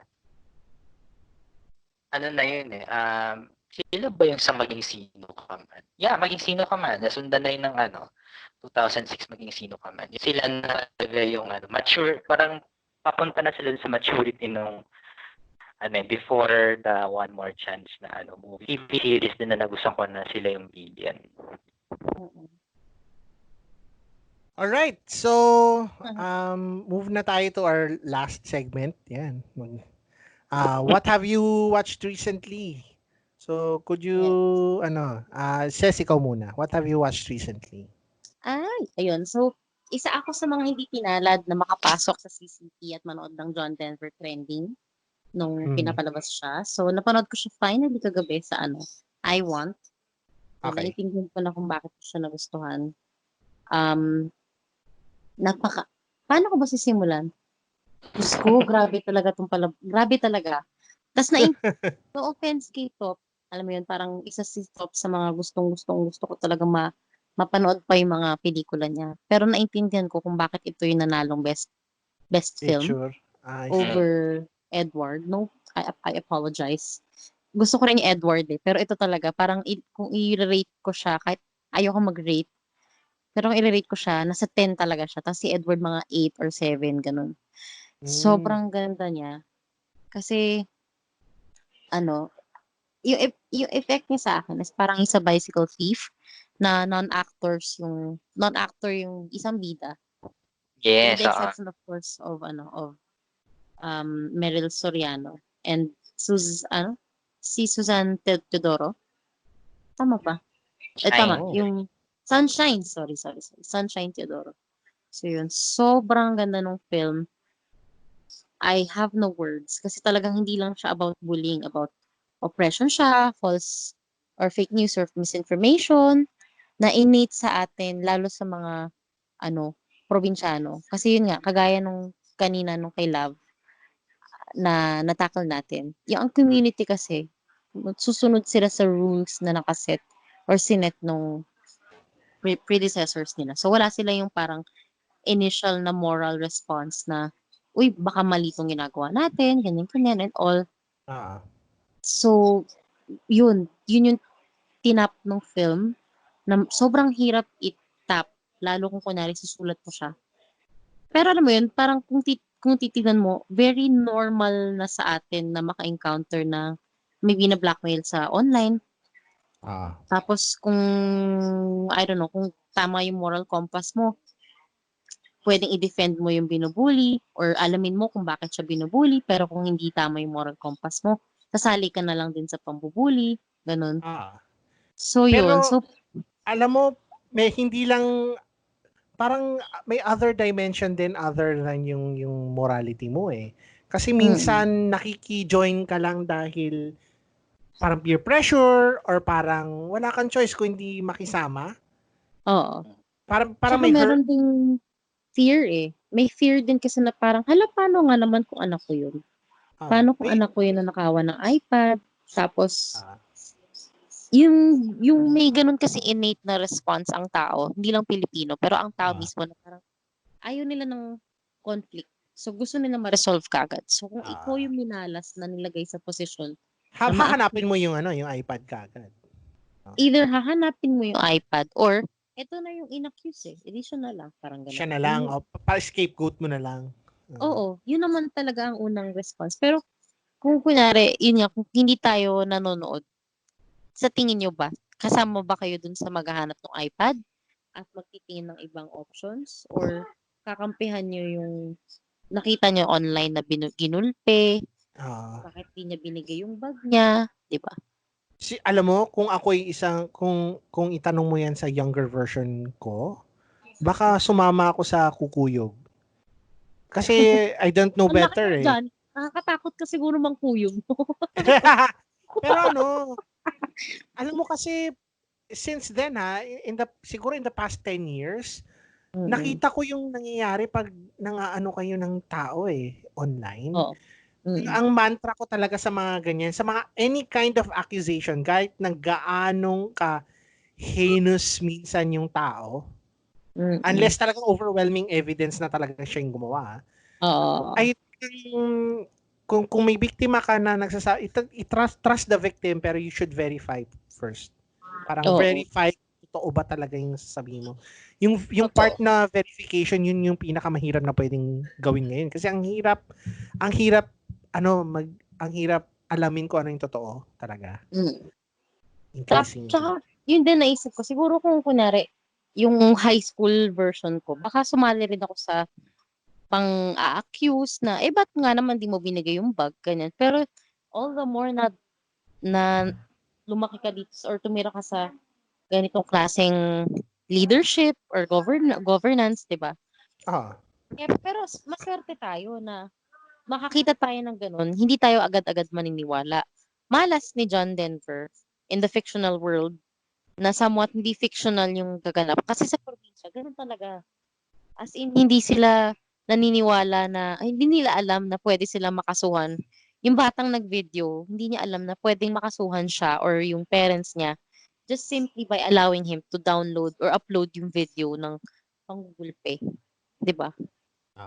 Hindi rin alam ng mga tao na, or hindi alam ni Meryl na pwede niyang kasuhan yung buong school just because to continuous yung pang-share nila nung video, ganun. Pero kung dito yan, na ano na yan, na kasuhan na yan ganun, no? Ay, sorry. Siguro on my end naman, tawag dito, siguro ang magiging initial reaction ko din ay ganun nga, bakit hindi rin binigay ni John Denver yung bag? Kasi ano yun, kumbaga yung nakita kasi natin sa video, one-sided. Hindi natin nakita agad muna yung, both sides, eh. Yun yung magandang pinakita rin naman ng pelikula, which was, na-explain ko na rin naman nun sa Cinemalaya discussion namin. Kasi yun ang magandang realidad na pinakita ng pelikula. Kasi tayo, once na nakita lang natin yung video, ang tawag natin dito, kinukuha muna natin yung reaction natin, hindi muna tayo nag-i-investigate behind it. Yun yung doon, maganda doon. Pero ako rin, yung magiging initial reaction ko talaga was, bakit hindi niya binigay? Kasi kung binigay niya, baka tawag dito, maniwala pa ako na hindi niya kinuha talaga yung iPad. Kaso hindi, di ba? Nagkaroon muna ng, syempre, rin yung si John Denver, kasi binukit siya before pa. Di ba? Kaya ganun na rin yung parang respond niya with the hostility or yung ginagawa sa kanya ng mga tao sa paligid. Tama. May din, kagabi, pinag-usapan namin ni Pong yan. Parang sabi, tinanong niya ata, na parang, bakit kasi hindi niya binigay yung bag? Sabi ko, alam mo, yan naman ang initial response ng inaccuse. Totoo naman talaga.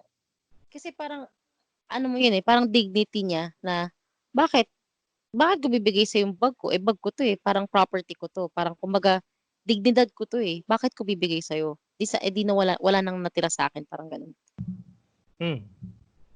Ang napakadami niyang layers, napakadami niyang Yes. para sa simpleng iPad na nawala. Joke na si Pong. Gamit kasi ni Pong kagapon pang nood iPad. Ako, bibigay ko na to iPad kong to. Gano'n. Parang sa bata, ganyan. Kasi siya naman, parang personal experience niya, nabully siya dun sa dati niyang school bago ko siya naging kaklase. Tapos Catholic school din yun. Tapos ako din, galing akong Catholic school. Tapos hiniling ko sa nanay ko na ilipat ako somewhere else kasi binuli ako somewhat dahil hindi ako Catholic. Siya naman, ano yun, Ses? binuli siya kasi maliit daw siya. Dahil maliit siya. Oo. Hindi, kasi elementary kami. So parang ganun yung reasoning. So parang ayoko namang i-denounce ang mga Catholic schools. Pero sabi ko, bakit?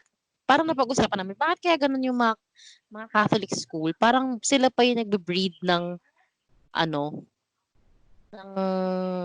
mga masasamang bata. Gano'n. Kasi talaga yun? Talaga, parang may time na grade 2 yata ako. Tapos yung mga kaklase ko nun, marami kami, parang 50 students. Pero private siya na Catholic school. Tapos, unfortunately, nasama ako sa mga bully. Pero ako yung sinama ng mga bully sa kanila kasi parang may kopyahan daw. Ganyan. Ko alam na, yun pala yung purpose. Kaya pala ako nasama dito. Parang, so, nung tinulungan ko yung isa nilang binubully, kasi talaga sobra yung pagmubully nila na parang tinatapakan yung pizza, tapos bibigay sa kanya, nakala mo. Di alam nung nabubully na tinapakan pala yung pizza, ganyan. Sa akin magsabi na huwag mong kainin, parang ganun. So, ginawa nila, ako yung binuli, parang ganun. So, ba't kaya ganun? Parang ba't ganun yung mga bata sa ganung school na? Kasi naiba na siya nung lumipat na ako sa non-sectarian na lahat kami parang magkakaibigan, magkakapatid, parang ganun. So, yun. Observation, very, very weird observation this evening lang. Bakit kaya pag Catholic school, mas maraming bully kaysa sa non-sectarian? Ayun. Yun lang naman. Okay. Jim, anong napanood mo recently? Actually, madami.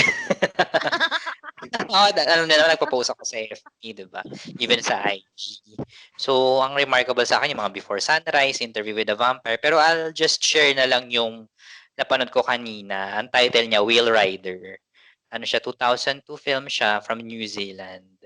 Ang bida ay si Keisha Hazel-Hughes. During its time, siya yung kinukonsider na youngest Best Actress nominee sa Oscar sa performance niya. However, nasurpass kasi yun ni Quvenzhané Wallis in Beast of the Southern Wild noong 2012.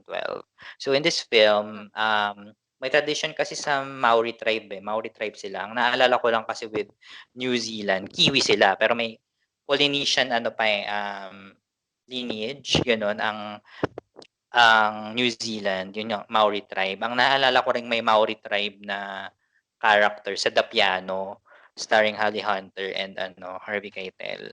So dito naman sa Whale Rider, from the title itself, kasi may tradition sila na parang medyo ritualistic, na mayroong naniniwala kasi sila sa mga pa rin dun sa mga Diyos-Diyosan something, na Pikiya yata yung name.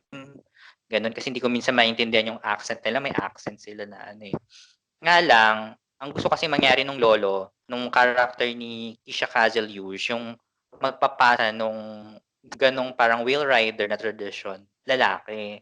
Kaso kasi yung anak niya, yung tatay ni Keisha Cazel-Hughes, yung character ni Keisha Cazel-Hughes, namatay yung lalaking anak. So, ang natirang anak ay babae. So, dito makikita natin na nandun pa rin dun sa film yung pagiging tawag dito, yung male dominant ng community nila. Actually, hindi siya society but community. Ganon. However, at the end of the film naman, napatunayan naman nung batang babae na siya talaga yung rightful na pasahan ng tradisyon. Kasi niya tawag dito, siya yung nakasakay talaga ng whale rider while doing the chanting and the ritual. Ganon. Ang na-observe ko lang sa film, ang ron ng film, kasi ang director nito si Nikki Caro. So Nikki Caro ay siya na yung director ngayon nung Mulan na live action. Para kasing si Patty Jenkins before Wonder Woman, ginawa niya yung Monster ni Charlize Theron, lesbian themed film. So ito naman, it's a coming of age movie na nakita natin na there is still a women empowerment, although batang babae. Ganon. And ang natutuwa ko sa film kasi nakita ko yung ganda ng New Zealand. Kasi parang pag sabi mong New Zealand, ang naaalala ko lang, aside from The Piano, Lord of the Rings Yun. Because of Peter Jackson.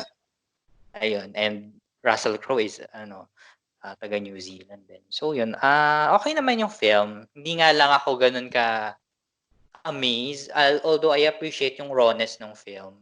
Kasi alam mong dito baguhang director pa lang si Nikki Caro. So kung ngayon, fast forward, ginawa na niya yung Mulan, alam mong siguro kapag pinalabas na yung Mulan, malaki na improvement. Okay. Ang naalala ko sa New Zealand, may isang folk band dyan, yung Flight of the Conchords. So gusto ko yun, kasi naging HBO series din sila. Parang comedy na very absurd na yun lang. Ayun. Ikaw naman dyan. So, yan, last. Actually, wala akong napanood na pelikula for the past, siguro 1.5 weeks na. Ang pinaka-latest kong napanood siguro, yung episodes 3 and 4 ng The Last Dance.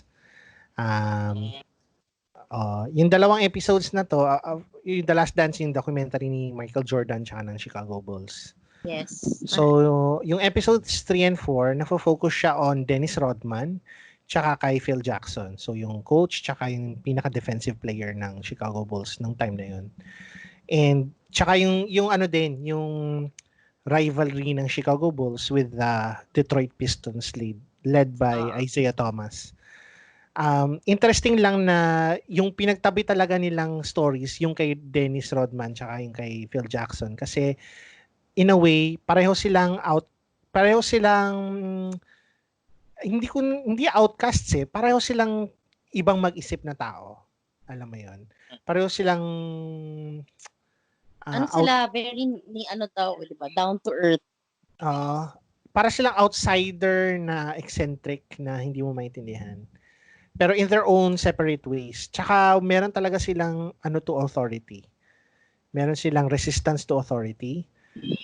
Interesting lang din yung idea na of all people, si Madonna yung nagsabi kay Dennis Rodman na to get out of his shell, na wag magpadikta sa ibang tao.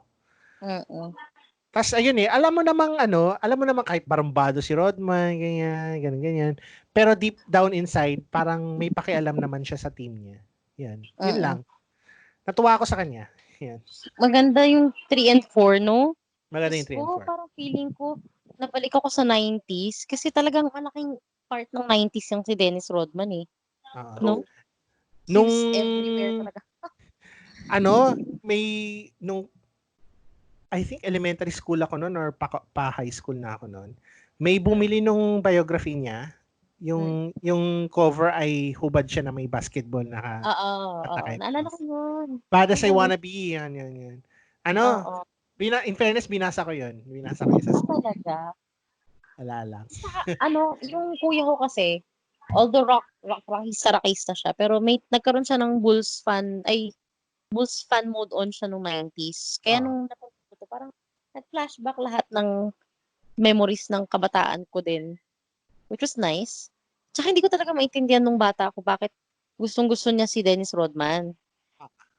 Parang iniisip kasi namin nun, parang yan, bad boy yan, ganyan-ganyan. Which was yung talagang tingin sa kanya ng media and everyone else. Pero except for his team, which was so good kasi nga, tsaka I agree, natuwa ako na pinagtapat ng 2 episode na to. Feeling ko parang yung the succeeding episodes are about all the other team members.